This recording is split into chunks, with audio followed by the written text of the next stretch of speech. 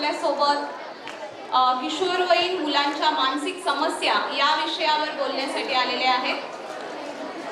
तरुण उत्साही असे मनोविकार तज्ञ रुग्ण आणि त्यांचे परिवार जन यांच्याशी अगदी सहज यांची नाळ जोडली जाते. व्यसनमुक्तीसाठी सदोदित परिश्रम घेतात. आत्महत्या हा अति संवेदनशील विषय वेगवेगळ्या माध्यमातून समाजासमोर मांडण्याचे काम सतत करणारे असे डॉक्टर रामेश्वर बोले सर आहेत. किशोर वयोगट युवक विद्यार्थी वर्गासाठी मार्गदर्शनपर लेखन व प्रगत कार्यक्रम नेहमी घेतात असे डॉक्टर रामेश्वर बोले सर यांचं स्वागत करण्याची विनंती मी दीपक देशमुख सर यांना करते.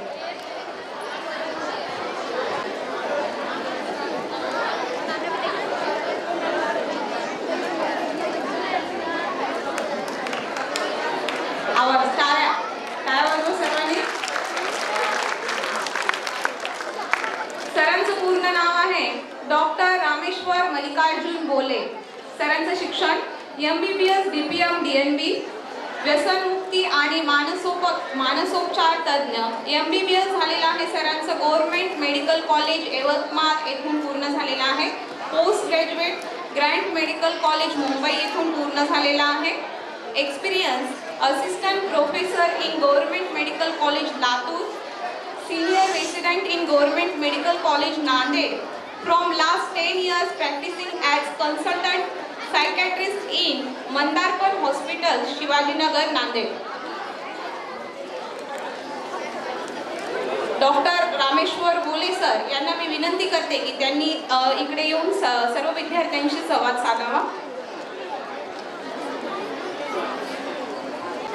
सर्वप्रथम मी आयोजकाचे आभार मानतो.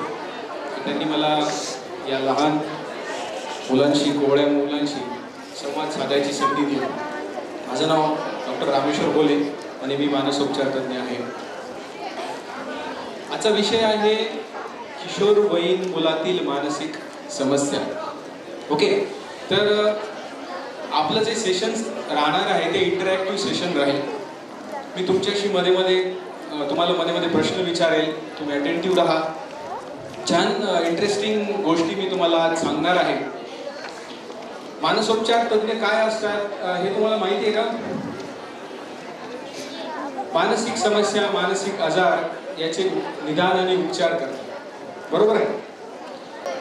कोणी सांगू शकते का? Okay, next stand up. जोरात सांगायचं. हॅलो. 18 ते 20 रॉंग. टीनेजर्स. हो, किशोरवयीन म्हणजे टीनेजर्स. पण ते वय कोणतं? एज लिमिट काय? 11 ते 19. 13 ते 19. Good, very good. Well try. Actually WHO च्या डेफिनेशन नुसार व्हेरी गुड 10 ते 19 वर्ष या वयातील जी मुलं असतात त्याला किशोरवयीन मुलं असे म्हणतात. ओके, आणि हे जे 10 ते 19 वर्ष वय गट आहे हे 3 याच्यामध्ये डिवाइड केलेलं आहे. 10 ते 14, 15 ते 17 आणि 18 ते 19. 10 ते 14 आहे त्याला पूर्व किशोरवयीन कालखंड म्हणतो. 15 ते 17 आहे त्याला मध्य आणि 18 ते 19 त्याला उत्तर. आता मला सांगा, आता तुम्ही इथे 8वी 9वी 10वी 11वी 12वीचे स्टुडंट आहे, राईट? Very good.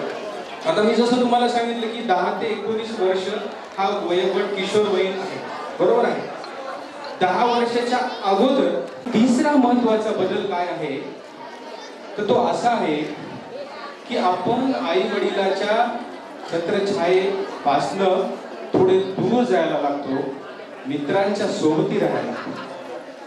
आई वडिला सोबतच मित्र सुद्धा आपल्याला आवडायला लागतात. आपण जास्त वेळ समाजामध्ये आणि मित्रांमध्ये घालायला लागतो. बरोबर? आणि सगळ्यात महत्वाचं म्हणजे की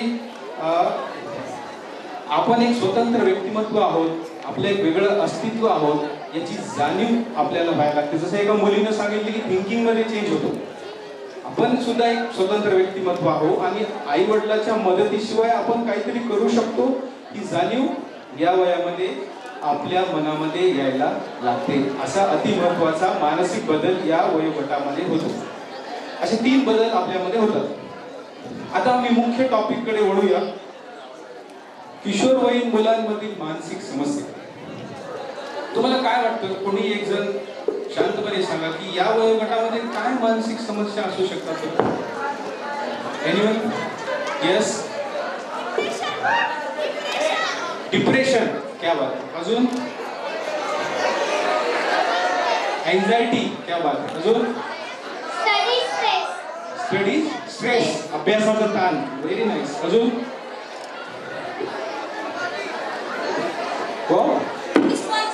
रिस्पॉन्सिबिलिटी. अरे हा समस्या थोडी आहे, ही तर जबाबदारी आहे. अजून ऍडिक्शन. क्या बात है. Very nice.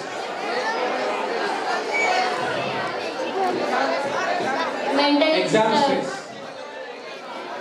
Okay okay. हां सांग. Mentally disturb.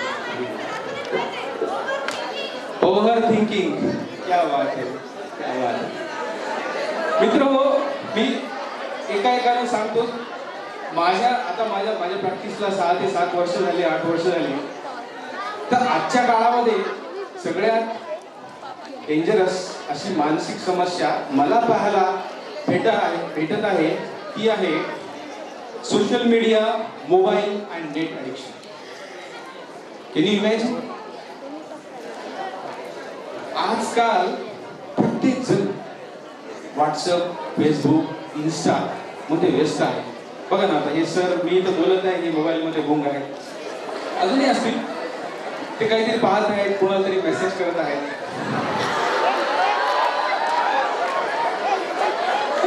लक्ष सुद्धा नाही.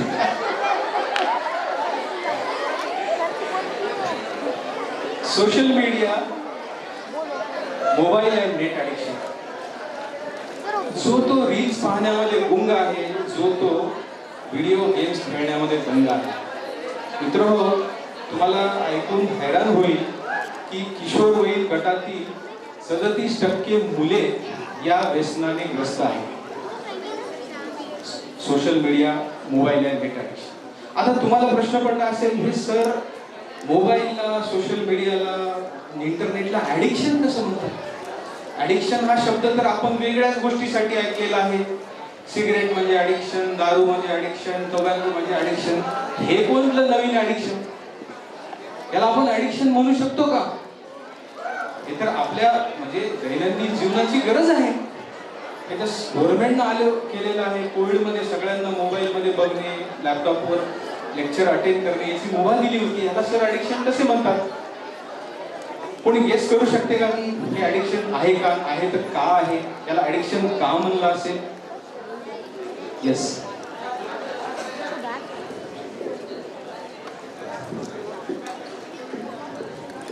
मोबाईलवर घंटे रील्स स्क्रॉल करणं. रील्स घंटे time waste is one criteria for addiction. बरोबर आहे.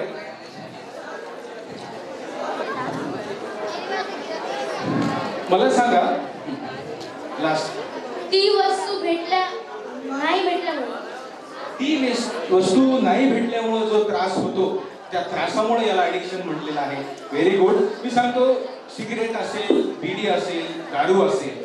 मला सांगा, हे जे सिगरेट पिणारे लोक आहेत, दारू पिणारे लोक आहेत, त्यांना थोड्या वेळासाठी सिगरेट नाही भेटली किंवा दारू नाही भेटली तर ते कसे होतात? बेचैन होतात. त्यांची ओढ त्याला लागते.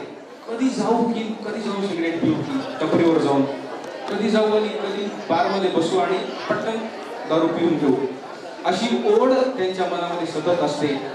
त्याला आपण क्रेविंग म्हणतो. आणि तशीच ओढ आजकाल सोशल मीडिया, मोबाईल आणि नेट वापरणाऱ्या लोकांमध्ये, मुलांमध्ये पाहायला भेटते. मी तुम्हाला प्रॅक्टिकली सांगतो. तुम्ही पहा की तुम्ही तुमचा व्हॉट्सअपचा डीपी चेंज केला, तुम्हाला कधी नाही की कधी पाहू की बाबा मला किती लाईक्स आले, किती कमेंट्स आले, पटकन बघावं वाटते. जोपर्यंत बघत नाही तोपर्यंत आपलं मन शांत होत नाही. सोशल मीडिया, फेसबुकवर समजा तुम्ही एखादा छानसा फोटो अपलोड केला तर सकाळी उठल्या आपण पाहतो की किती लाईक्स आले, किती कमेंट्स आले, किती पोक आले पाहतो ना आपण. आपल्याला उत्सुकता असते, क्रेविंग असते. जशी सिगरेट आणि बिडी पिणाऱ्या लोकांमध्ये सिगरेटसाठी आणि दारूसाठी असते, तशीच क्रेविंग, तशीच तलब, तशीच ओढ आपल्याला सोशल मीडिया वापरणाऱ्या मुलांमध्ये, इव्हन माणसांमध्ये पाहायला भेटते. हे ॲडिक्शनचं एक लक्षण आहे. अजून एक सांगतो, सिगरेट पिल्याने त्या सिगरेट पिणाऱ्या माणसाला कसं वाटते? छान वाटते. एक बियर ग्लास पिला की कसं वाटते? छान वाटते, रिलॅक्स वाटते. बरोबर आहे, सत्य आहे, खोटं नाही आहे. आसमान मध्ये असल्यासारखं वाटते.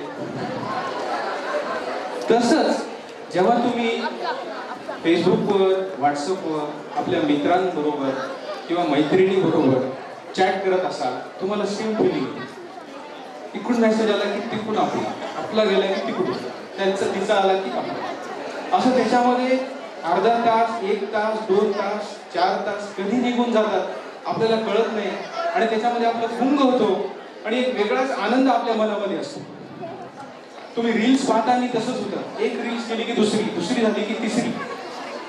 हे जे रील्स आहे, हे जे कमेंट्स आहे, हे मेसेज आहे, जणू तुमच्या मेंदूमधलं डोपामिन वाढवत आहे.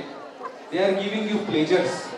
जसं सिगरेट आणि दारू माणसाला आनंद देते, तसंच हे मेसेजेस, कमेंट्स तुम्हाला कुठेतरी थोडाफार आनंद देत असतात. त्याच्यामुळं ॲडिक्शनचा जो क्रायटेरिया आहे तो या सोशल मीडिया ॲडिक्शनला सुद्धा लागू होतो. आणि अति महत्वाचा क्रायटेरिया, एखाद्या माणसाला 2 दिवस सिगरेट दिली नाही किंवा दारू दिली नाही तर त्याची काय अवस्था होते? तळमळ, बेचैन, कधी त्याला मिळू की कधी नाही की. आपला मोबाईल जर 4 तासासाठी स्विच ऑफ झाला तर आपल्याला कसं वाटतं? समजा आपलं मोबाईलचा पॅक संपला तर आपल्याला कसं वाटतं? कधी जाऊ आणि कधी रिचार्ज करू की? 1 GB चा नाही रे, आता तर सुट्ट्या लागल्या, 1 GB पुरणार नाही, 3 GB पाहिजे, 3 GB. बरोबर आहे. तर हळूहळू आपण या मोबाईल शिवाय राहू शकत नाही. डिस्चार्जर झाला तर पुण्या टपरीवर जाऊन, पुण्या दुकानदाराला जाऊन पटकन, अरे चार्जर आहे का तुमच्याकडे? चार्जर द्या ना, मला मोबाईल डिस्चार्ज झाला. पटकन त्याच्यामध्ये घुसडवतो. बरोबर आहे. म्हणजे आपण त्याच्याशिवाय राहू शकतो का? हे ॲडिक्शनचे लक्षण आहे. त्यामुळं हे जे सोशल मीडिया आणि नेट आहे ते एक प्रकारचं ॲडिक्शन आहे. मित्रांनो, त्याचे फार गंभीर परिणाम आपल्याला पाहायला मिळतील आणि मिळत आहेत. मागच्या काही दिवसांमध्ये मी पाहत आहे, पोटाचा त्रास, पाठीचा त्रास, एक जणांनी सांगितलं डोळ्याचा त्रास, डोकेदुखी, बसून बसून वजन वाढतं, खाऊन खाऊन, व्हिडिओ गेम खेळून खेळून. मनामध्ये एक प्रकारची बेचैनी असते, चिडचिड. जे लोक जास्त मोबाईल वापरतात, जास्त वेळ सोशल मीडियावर राहतात, त्यांच्या अंगी एक प्रकारची विचित्र रेस्टलेसनेस आणि बेचैनी आपल्याला पाहायला मिळते. त्यांचे डोळे असे फिरफिर फिरफिर फिरफिर राहतात. त्याच कंपॅरिझन मध्ये एखादा मुलगा आहे जो मैदानी खेळ खेळतो, 3 तास 4 तास शारीरिक श्रम करतो, त्याच्याकडे बघा, त्याच्या चेहऱ्यावर एक प्रकारचं तेज असतं. पण मोबाईल ॲडिक्शन झालेली मुलं निस्तेज असतात, त्याची डोळे अशी खोल गेलेली असतात. बरोबर आहे. अशा प्रकारचे गंभीर परिणाम या सोशल मीडिया ॲडिक्शन मुळे होतात. आणि सगळ्यात महत्त्वाचं सांगतो मित्रांनो, तुम्हाला फ्रेंड्स आहेत, राईट? तुमच्या आजूबाजूला बसलेली फ्रेंड्स आहेत. एक्झॅक्टली. काही इथे मुले असतील जे त्यांचे फ्रेंड असतील औरंगाबादला, पुण्याला, मुंबईला, त्यांच्याशी चॅट करत असतील. असतात. मी जेव्हा कॉलेजमध्ये जातो ना, त्यावेळेस जेव्हा गप्पा मारतो त्यांच्याशी, तर ते इथल्या फ्रेंडशी बोलत नाही, ते तिकडल्या दूरच्या फ्रेंडशी बोलतात. त्याला जर विचारलं तुला किती फ्रेंड्स आहेत? 1000 फ्रेंड्स. अहो खरे नाही हो, फेसबुकवर. रिअल मध्ये नाही. रिअल मध्ये फ्रेंड्स किती आहेत? एक पण नाही. समजा तुला मूड झाला तर गप्पा कुणाशी मारतो? पुण्याच्या फ्रेंड्स मारतो, औरंगाबादच्या फ्रेंड्स मारतो. इथे एखाद्या फ्रेंड्स इथे कोणी नाहीच आहे. बरं, एखाद्या वेळेस मूवी बघायची इच्छा झाली, चहा प्यायची इच्छा झाली, फिरायची इच्छा झाली, तर कोणासोबत फिरतो? एकटाच फिरतो. फ्रेंड्सच नाही. आभासी फ्रेंड्स आहेत, व्हर्च्युअल फ्रेंड्स आहेत, जे भेटू शकत नाहीत, बोलू शकत नाहीत, समोरासमोर शेअर करू शकत नाही. मित्रांनो, ही जी तुमच्या आजूबाजूला बसलेली जी मुलं आहेत ना, ती तुमची खरी फ्रेंड्स आहे. तिथे औरंगाबादला बसणारी 100 आणि मुंबईला बसणारी 100 ही तुमची फ्रेंड्स नाही, ते व्हर्च्युअल फ्रेंड्स आहेत. त्यामुळं आता समजा साधं उदाहरण, काही 11वी-12वीची मुलं आहेत, एखादी मैत्रीण आहे तुमची, जवळची मैत्रीण कामाची की दूरची मैत्रीण कामाची? काही झालं, आपल्याला त्रास झाला तर शेअर करायला कोणती चांगली मैत्रीण? मला असं असं होते, तसं तसं होते, आपण कोणाशी शेअर करतो? जवळच्या लोकांना. त्या दूरच्या मैत्रिणीशी शेअर करून काही फायदा आहे का? So live in reality, not in virtuality. Social मीडियाचा एक, आता या व्यसनाचा एक सारांश असा आहे की तुम्ही आभासी जगामध्ये राहू नका, रिअल वर्ल्ड मध्ये राहा. Okay, that is the take home message. Next addiction. जसं एक जणांनी म्हणलं मी व्यसन काय आहे, तर हे झालं social media addiction. Real addiction सुद्धा या वयामध्ये खूप कॉमन असतात बरं का. माझ्याकडे ओपीडी मध्ये 8व्या वर्गातला, 9व्या वर्गातला, 10व्या वर्गातला, इव्हन 7व्या वर्गातली मुलं सुद्धा येतात, जे सिगरेटच्या आहारी गेलेले आहेत, ते व्हाईटनर, स्टिक फास्ट याच्या आहारी गेलेले आहेत, बियर पितात कधी कधी. मित्रांनो, प्रॉब्लेम काय माहिती आहे का, हे जे तुमचं वय आहे ना, हे फार इंटरेस्टिंग आहे. 10 ते 19 हे फुल ऑफ एनर्जी वय आहे. याच्यामध्ये अशी एनर्जीची कारंजी उसळत असते आपल्या मनामध्ये. काहीतरी नवीन करायची इच्छा असते. नॉवेल्टी सिकिंग म्हणतो आम्ही त्याला, की काहीतरी नवीन करायचं, काहीतरी ॲडव्हेंचरस करायचं. चौकामध्ये 2 ग्रॅज्युएशनची मुलं सिगरेट पित होती, तर 8व्या-9व्या वर्गातली मुलं बघत होती, यार ती मुलं सिगरेट पित होती मस्त स्टाईलमध्ये एकदम. बघायचं का आपण ओढून कशी लागते ती सिगरेट, कशी किक देते ते. क्युरियोसिटी. नको रे बाबा, सिगरेट पिलं तर ॲडिक्शन होईल. एक प्रश्न, काय होतंय? काही होत नाही, बघू ना, ट्राय करू ना. अरे माणसानं ट्राय केलं पाहिजे, काहीतरी नवीन ट्राय केलं पाहिजे. What is this called as tendency? Novelty seeking, adventurous. एक काम करू, आपण एक ग्लास बियर पिऊन घेऊ, मोठी नाही, छोटी छोटी. नको रे बाबा, असं ॲडिक्शन होईल. काही होत नाही, एक ग्लास पिल्यानं काय होते? एक मुलगा दुसऱ्या मुलाला म्हणतो. काहीतरी आपण नाउ वी आर ग्रोइंग, अभी बड़े हो रहे, अपन ये कर सकते हैं, बरोबर है? ऐसा लगता है. मित्रों, गफलत कुठं होते माहिती आहे का, की ते एक सिगरेटचा कश आपल्याला छान वाटतो, म्हणजे कुणी पिला तर कोणालाही छान वाटतं बरं का. एक ग्लास बियर पिली तर कुणालाही छान वाटतं. प्रॉब्लेम काय, त्या एक सिगरेटच्या कशवर किंवा एक ग्लास बियरवर आपण थांबत नाही, कारण तो कश आपल्याला फार छान हॅपी फिलिंग देऊन जातो. तो एक ग्लास बियरचा आपल्याला छान हॅपी फिलिंग देऊन जातो. पण ती हॅपी फिलिंग परत परत मिळवायची क्रेविंग आपल्याला होते, इच्छा आपल्याला होते. मग एक कशचं 2 कश, 2चं 3, मग 1 सिगरेट, मग 2 सिगरेट, 1 ग्लास ते 2 ग्लास, 2 ते 4 ग्लास, असं वाढतं आणि आपण त्याच्या आहारी जातो. ओके, आता तुम्ही म्हणाल छान तर वाटते ना, सिगरेट पीने के बाद अच्छा लगता है, दारू पीने के बाद अच्छा लगता है, तो का नहीं पियाचं? Life is for enjoyment, right? बरोबर है? मगर ऐसा नहीं है. सिगरेट पीने से कैंसर होता है, गले का, फेफड़े का और किडनी का. इवन जो पुरुषत्व आहे ते सुद्धा नाही सर. दारू पिल्यानं लिव्हर खराब होतं, पोटाचे अल्सर होतात, किडनी खराब होते, खूप डॅमेज होते. याची कल्पना तुम्हाला नसते. आपण त्या क्षणिक किकसाठी आणि क्षणिक आनंदासाठी आपण ती घेतो, पण त्याचे गंभीर परिणाम आपल्याला माहीत नसतात. तुम्हाला जर माहीत करायचे असेल तर आपल्या शहरामध्ये कमीत कमी 7 ते 8 कॅन्सर हॉस्पिटल आहेत. तिथे तुम्ही एकदा जस्ट जाऊन व्हिजिट करा की सिगरेट पिल्यामुळे, तंबाखू खाल्यामुळे त्या पेशंटची काय अवस्था. तुम्ही जर त्यांना पाहिलं ना, तर तुम्हाला उलटे पूर्ण एक जबडा काढलेला, पूर्ण काढलेलं, एक गळा पूर्ण काढलेला, इथून नळ्या, इथून एक नळी, कोणातून एक नळी, तुम्ही पाहू सुद्धा शकत नाही, एवढी दयनीय अवस्था असते. बेकार. आणि तशी परिस्थिती जर आपल्यावर ओढवली तर काय होईल? You imagine. ही कल्पना तुम्हाला नाहीये ना, तुम्ही लहान आहात. माझं काम हेच आहे की तुम्हाला या वयामध्ये येऊन सजग करणं, सावध करणं. तोच उद्देश आहे या आजच्या कार्यक्रमाचा. ओके, तुम्ही त्यांना पाहू सुद्धा शकता. त्याच्यामुळे मित्र हो, नॉवेल्टी सिकिंग ज्याला म्हणतो आपण, ऍडव्हेंचर काही करायचं असेल तर सगळे दारू पिऊन नाही, आपलं कर्तृत्व सिद्ध करून दाखवा. समाजाच्या नजरेमध्ये यायचंच असेल तर काहीतरी असं करून दाखवा ज्याने समाज तुम्हाला स्मरणात ठेवेल, लक्षात ठेवेल. ऍडव्हेंचर करण्यासाठी खूप साऱ्या गोष्टी असतात, आहारी जाण्याची काही गरज नाही. तर ही एक महत्वाची आहे किशोरवयीन मुलांमधली मानसिक समस्या. आता थर्ड समस्या फार इंटरेस्टिंग आहे बघा, प्रेम, लव. प्रेम जडणे, प्रेमात पडणे. तुम्हाला वाटेल अरे हा कसला सायकॅट्रिस्ट आहे, प्रेम तर जगण्याचा आधार आहे, माणसाचा आधार आहे, याला हा माणूस समस्या कस काय म्हणू शकतो, प्रॉब्लेम कस काय म्हणू शकतो. प्रेम तर माणसाने केलं पाहिजे ना.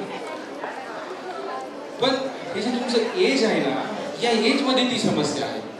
त्याचं कारण सांगतो की प्रेमात पडल्याने आणि प्रेम जडल्याने छानच वाटतं, छानच वाटतं, पण त्यामधून जर कॉम्प्लिकेशन निर्माण झाली ना तर ती कॉम्प्लिकेशन तुम्ही हँडल करू शकता. आता प्रेम भंग झाला, तुम्हाला करमत नाही, मन लागत नाही, तुमचं मन एवढं सक्षम नाही की प्रेम भंग सहन करायचं. एक ब्रेकअप हुआ, दूसरा हुआ, तीसरा हुआ, चौथा. कुछ लोग ऐसे खतरनाक रहते हैं, उनको कुछ फर्क नहीं पड़ता.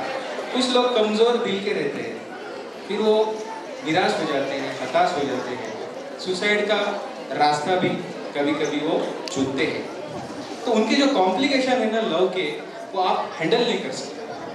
और दूसरी बात, और एक बात बताता हूं, तुम्ही एका मुलीच्या प्रेमात पडला, मुलाच्या प्रेमात, मग तिचा भाऊ तुम्हाला मारायला येतो, तुमची फ्रेंड तिच्या भावाला मारायला येतो, मग त्याचे आई वडील तुम्हाला भांडायला येतात, तुमचे आई वडील त्यांना भांडायला जातात, पोलीसमध्ये कंप्लेंट होतात, शाळेमध्ये कंप्लेंट होतात. कॉम्प्लिकेशनच कॉम्प्लिकेशन, बरोबर. सगळीकडे आपली चर्चा, गल्लीमध्ये, इकडे तिकडे, शाळेमध्ये. मग हे कॉम्प्लिकेशन झाले तर are you able to handle it? आपल्याला ते सहन होत नाही. आपल्याला वाटतं आपली बदनामी झाली, आता आपल्याला तोंड काढायला जागा नाही.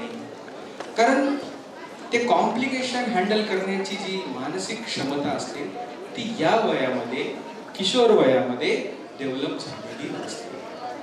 म्हणून प्रेमात पडणं आणि प्रेम जडणं हा किंवा ही या वयामध्ये समस्या आहे.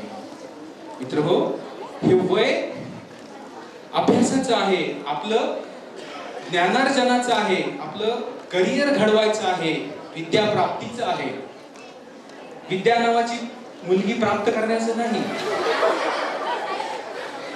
विद्या प्राप्तीचं, ज्ञान प्राप्त करायचं. कळलं का? त्यामुळे तुम्ही त्याच्याकडे लक्ष द्या.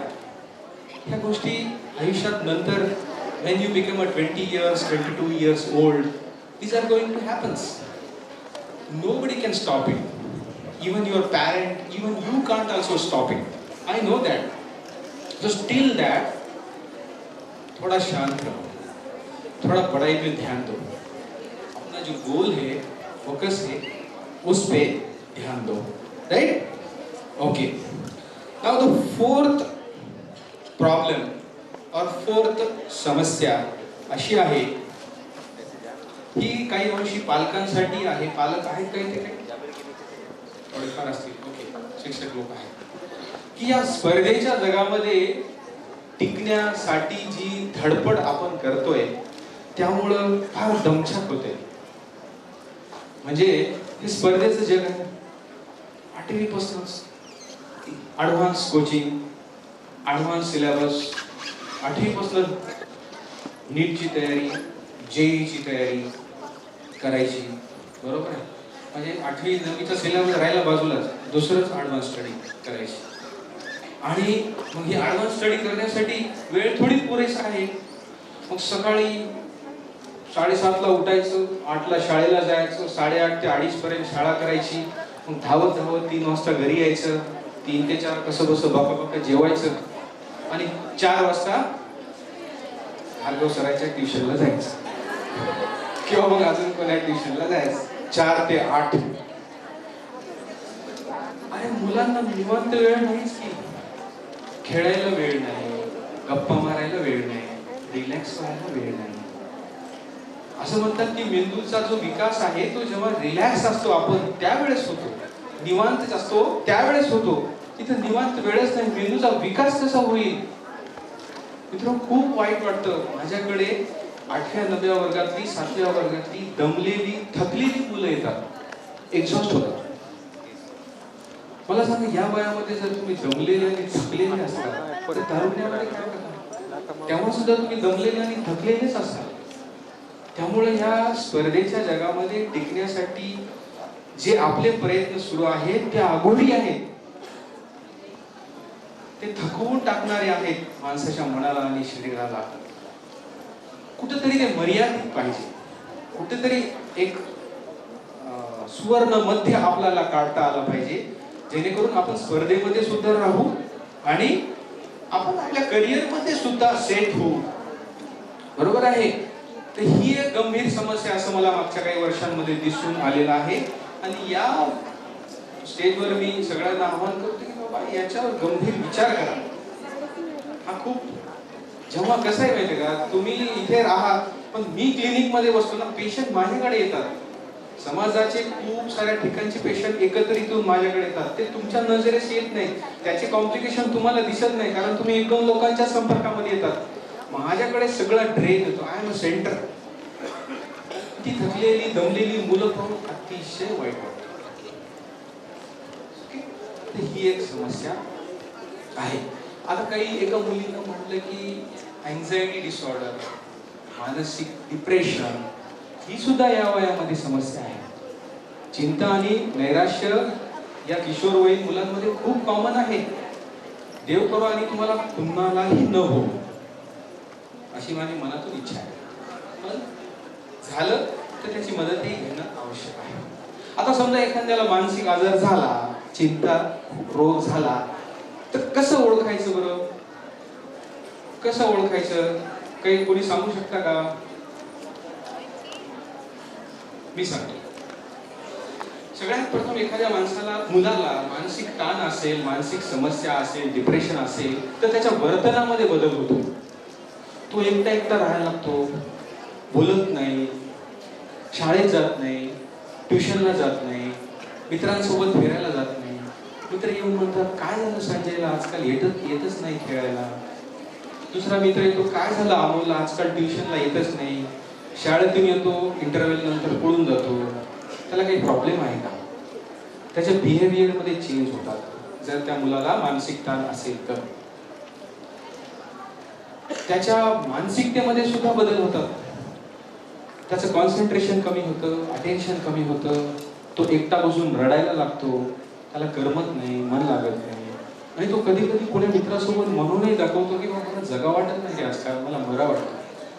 आणि तुम्ही ऐकलं असेल की किशोरवयीन मुलांमध्ये सुद्धा आत्महत्या होतात. 6व्या वर्गातल्या मुलीनं आत्महत्या केली, 10व्या वर्गातल्या मुलीनं आत्महत्या केली, 8व्या वर्गातल्या मुलीनं आत्महत्या केली. दर वर्षी घटना घडतात because of stress, depression, anxiety. तर असं कुणाला असेल आपल्या अवतीभोवती, आपल्या घरी तुम्हाला, तर तुम्ही वेळीच मानसोपचार तज्ञाचा सल्ला घेतला पाहिजे. त्यांचं काय आहे मत त्याच्यावर ऐकलं पाहिजे, समुपदेशन घेतलं पाहिजे आणि प्रसंगी आपल्याला गोळ्या औषधं त्याचं घेतलं पाहिजे, जेणेकरून आपण या परिस्थितीमधून बाहेर निघू. Okay, so this was a 5th point. Now the 6th point is aggression. मित्रांनो, ही जी मुलं आहेत यांच्यामध्ये आजकाल ॲग्रेशन खूप पाहायला मिळते. मुलं खूप आक्रमक व्हायला लागली, हिंसक व्हायला लागली, ॲग्रेसिव्ह व्हायला लागली. पूर्वी असं नव्हतं. जसं मी तुम्हाला सांगितलं नाही, तू माझ्या मित्राला मारला, माहीत त्याच्या मित्राला जाऊन मारायचं. तू माझ्या गर्लफ्रेंडकडेच पाहिला, जाऊन त्याला मारायचं. तू माझ्या बहिणीकडेच पाहिला, जाऊन त्याला मारायचं. कोणत्या तरी कारणामुळे एकमेकाला मारायचं. हाफ मर्डर किती कॉमन ऐकतो आपण. का बरं ही आक्रमकता वाढली असेल आपल्या अंगी, आपल्या मनामध्ये? का बरं आपण एवढे आक्रमक झालो? त्याच्यासाठी खूप सारी कारणं आहेत. सगळ्यात महत्वाचं कारण आपल्या अवतीभोवती आक्रमकता आणि हिंसा वाढली. तुम्ही पाहिले का नांदेडमध्ये, मी तर म्हणतो एक दिवस आड करून एक मर्डर होतो की काय. बापरे बाप. इकडे कुठेतरी गाडी पुण्यातच मर्डर, इकडेच मर्डर झालं, तिकडेच मर्डर, एकेकाला फोकस नदी काठी टाकलं, हाफ मर्डर, फुल मर्डर. किती म्हणजे आपल्या आजूबाजूला हिंसा आहे. ही हिंसा आपण पाहत असतो, ऐकत असतो, त्याचा परिणाम आपल्या मनावर कुठेतरी होत असतो आणि आपण सुद्धा आक्रमक आणि हिंसक व्हायला लागतो. मूवी मध्ये, वेब सिरीज मध्ये किती व्हायलन्स आहे, क्राईम आहे. व्हिडिओ गेम्स मध्ये काही व्हिडिओ गेम्स मी पाहतो, असं स्नायपरनं त्याचं डोकं उडवलं की फाटकन डोकं फुटते, बॉम्ब फुटल्यासारखं असं रक्ताची चिळकांडी फुटते आणि ते पडते खाली. पाहिलं का तुम्ही कधी? असं नेम धरून त्याच्या डोक्यावर मारायचं, त्याचं डोकं असं फुटते फुगा फुटल्यासारखं आणि पटकन रक्त खाली पडते. ते चाकून येऊन मारते, असं रक्त बडबड बडबड खाली पडते. व्हिडिओ गेम्स मध्ये अॅनिमेटेड असतात ते, मान्य आहे मला, पण ते पाहून, सारखं सारखं पाहून आपली मन बोथट झाली, असंवेदनशील झाली. त्याच्यामुळे आपल्याला रिअल माणसालाही मारायला काही वाटत, कारण हे पाहून पाहून आपली मन बोथट झाली. मित्र, आक्रमकपणा, ॲग्रेशन हे सगळ्याच ॲनिमलचं नेचर आहे. मला मान्य आहे की माणसाने ॲग्रेसिव्ह असलं पाहिजे, आक्रमक असलं पाहिजे, पण हे आक्रमकपणा आणि हिंसा किंवा ॲग्रेशन हे जे गुण आहे, हा सुरक्षेसाठी आहे. ॲनिमल वर्ल्ड मध्ये सापाला जेव्हा तुम्ही पाय देता ना, तेव्हा चावतो, येऊन असं कुठं चावत नाही. कोणताही प्राणी, एक कुत्रा दुसऱ्या कुत्र्याला मारत असेल ना, तर तो ॲग्रेशन स्वतःला प्रोटेक्ट करण्यासाठी त्याला मारतो. So it is a defence. स्वसुरक्षेसाठी असणारं अस्त्र आहे ते ॲग्रेशन, आक्रमकपणा. लोकांना त्रास देण्यासाठी किंवा बदला घेण्यासाठी नाही. Understand? It is for defence, it is not for offence. तर ह्या क्षणिक ॲग्रेशनला बळी पडू नका. तुम्हाला माहिती आहे का, आपण आता ऐकलं आशामध्ये 6 महिन्यापूर्वी राजमहलमध्ये एक 2-3 मुलांनी एका मुलाला मारलं. ऐकलं का? मला सांगा, मरणारं तर गेलं बिचारा, पण जी मुलं ज्यांनी मारलं आता ती कुठं असतील? जेलमध्ये असतील. त्याचं जे शैक्षणिक आयुष्य आहे, त्याचं जे करिअर आहे, ते गेलं ना. कारण काय? शुल्लक कारण. तू माझ्या भावाला मारला, तू माझ्या गर्लफ्रेंडला पाहिला, वगैरे वगैरे. मोठं कारण आहे का काही? तर तू माझ्या घरावर बॉम्ब टाकला म्हणून मी मारला, असं काही आहे का? क्षणिक रागाला बळी पडून आपण असं काहीतरी करून बसतो आणि आयुष्यभर आपण पस्तावत असतो. तुम्ही ते जे 3 मुलं आहेत, मला तर माहित नाही बाबड्यांची नावे, तर त्यांना विचारा की त्यांना काय वाटत असेल. त्यांना वाटत असेल की बाबा मी कशाला मारतो, मी का मर्डर केला या मुलाचा. तो जिवंत राहिला असता तर मला अतिशय आनंद झाला असता, कारण या घटनेमुळं आमचे आयुष्य उद्ध्वस्त झाले. समाजामध्ये आम्हाला तोंड काढायला जागा नाही. मर्डर म्हणून चिडवतात तुम्ही. तुम्ही राहू शकता का? त्यामुळं क्षणिक रागाच्या याला बळी पडू नका. तुमचं ॲग्रेशन चॅनलाइज करा, दुसरीकडे वळा. बघा, राग, ॲग्रेशन ही एक एनर्जी आहे, त्याला तुम्ही दुसरीकडे चॅनलाइज करा. स्पोर्ट्समध्ये चॅनलाइज करा, स्पर्धेमध्ये चॅनलाइज करा. पूर्वी नाही का, जो माणूस खूप रागीट असायचा, भांडायचा, त्याला मिलिटरीत पाठवायचे लोक. म्हणजे बाबा तू ॲग्रेशन आमच्यावर नको काढू, तिकडे काढ, पाकिस्तानच्या, चीनच्या लोकांवर, इकडे नको काढू आमच्यावर. They are channelizing their aggression to the other way. Okay, so मनावर नियंत्रण ठेवा, रागावर नियंत्रण ठेवा, ॲग्रेसिव्ह होऊ नका. आता मानसिक किशोरवयीन समस्या तर अजूनही आहे. कुपोषण आहे. मी फार किडकिडी आणि शिडशिडी मुलं पाहतो. ही एक समस्याच आहे किशोरवयीन मुलांमध्ये. त्यांना पौष्टिक आहार दिला जात नाही, किंवा काय खावं काय नाही खावं याची जाणीव त्याला नसते. प्रथिनयुक्त आहार त्यांना भेटत नाही आणि मग ती कुपोषित होतात. त्याच्या उलट काही मुलं लठ्ठही होतात. एक सकाळी खाय, दुपारी खाय, संध्याकाळी खाय, रात्री बी खाय, पिझ्झा खाय, बर्गर खाय, वडापाव खाय, हे खूप. आणि व्हिडिओ गेम्स खेळताना खायचं. लठ्ठपणा ही पण एक समस्या आहे. बरं, खायचं तर खायचं, बाहेर निघायचं नाही, गेम्स खेळायचे नाही, मैदानी खेळ खेळायचे नाही, कधी बॅडमिंटन खेळायचं नाही, कधी फुटबॉल खेळायचं नाही, कोण खाऊन ढेरी वाढवायची. किती लोकांना ढेरे आहेत बरं इथे? हा एक दिसतो मला थोडा जाड, पण ठीक आहे. मला ढेरी आहे का बघा बरं.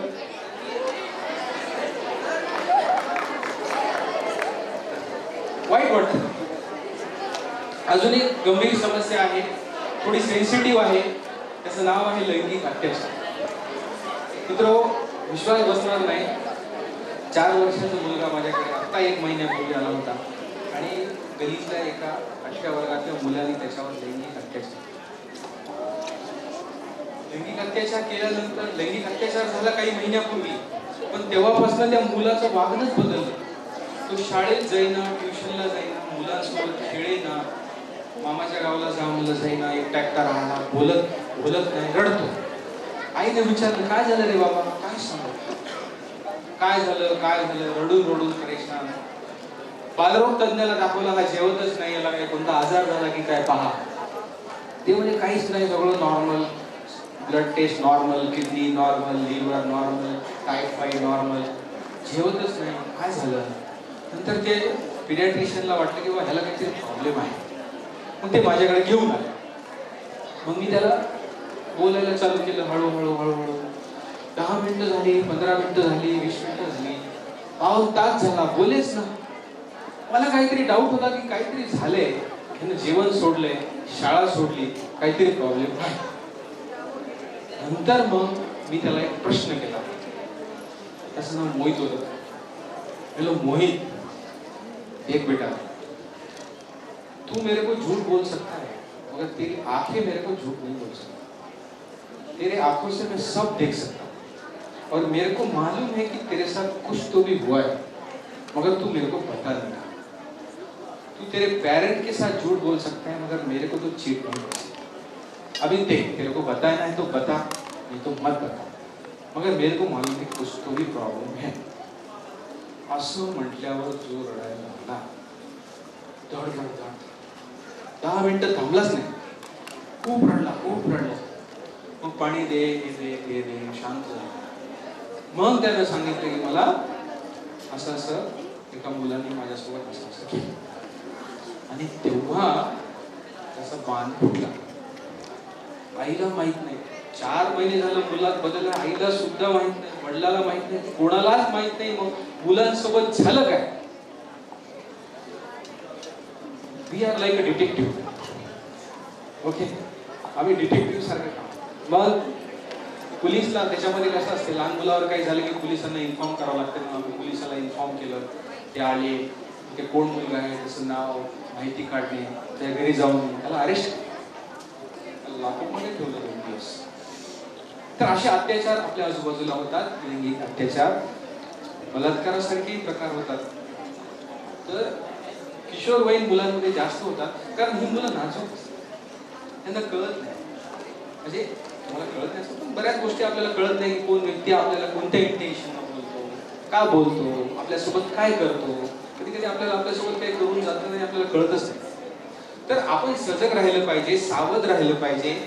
लैंगिक शिक्षणाचे बरेचसे लेक्चर्स असतात, व्हिडिओ असतात, टॉपिक्स असतात. हा एक वेगळा टॉपिक आहे, नंतर कधीतरी मी घेईन, तर तुम्ही ऐकला पाहिजे. ह्या सगळ्याची जाण आपणा सर्वांना असली पाहिजे.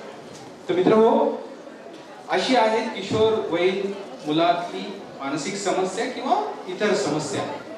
तर एवढं बोलून मी माझं छोटंसं भाषण संपतो आणि तुम्ही खरंच खूप शांतपणाने मला ऐकून घेतलं, तुमचे आभार. विचारू.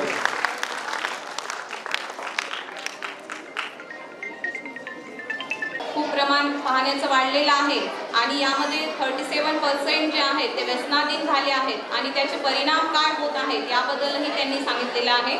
आणि सगळ्यात मोलाचा संदेश असा दिलेला आहे तुम्हाला की आभासी जगामध्ये न राहता तुम्ही प्रेझेंटमध्ये राहा. त्यामुळे तुमची ओव्हर थिंकिंग करणे जे आहे ते कमी होईल.